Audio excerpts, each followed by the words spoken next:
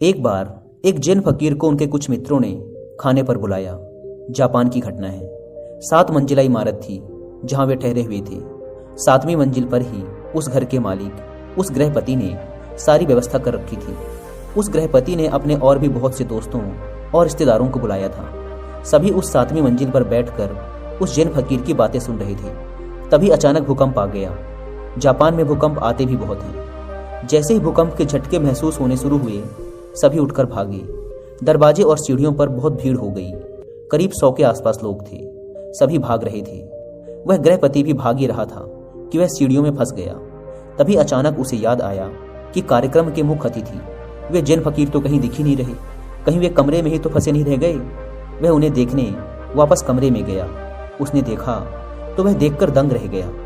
वह जैन फकीर तो पलथी मारे, आंख बंद किए, एकदम शांत चित्त से बैठे हुए थे। ऐसा लग रहा था जैसे बुद्ध की शांति से भरी प्रतिमा हो। चारों तरफ हाहाकार और हल्ला मचा हुआ था। सभी अपनी जान बचाकर अंधाधुंध भाग रहे थे। बिल्डिंग में भी भूकंप के झटके महसूस हो रहे थे, लेकिन यहाँ यह फकीर तो बिना विचलित हुए ध्यान में मग्न थे। उस फकीर के चेहरे की शांति उस गृहपति को अपनी ओर चुंबक की तरह खींच रही थी। उसका रूप, उसकी शांति, उसका आनंद सम्मोहित कर लिया गृहपति को। खींचा चला आया जैसे कोई चुंबक से खींचा चला आता है। आकर बैठ गया फकीर के पास। भूकंप आया और गया।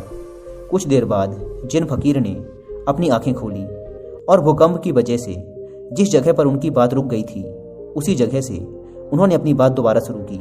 गृहपति ने कहा, महाराज, अब मुझे कुछ भी याद नहीं कि हम क्या बात कर रहे थे और कहां पर हमारी बात रुक गई थी। सारे शहर में हाहाकार मचा हुआ है। सभी अपनी अपनी जान बचाकर भाग रहे हैं। इतना बड़ा भूकंप, इतना बड़ा झटका आया।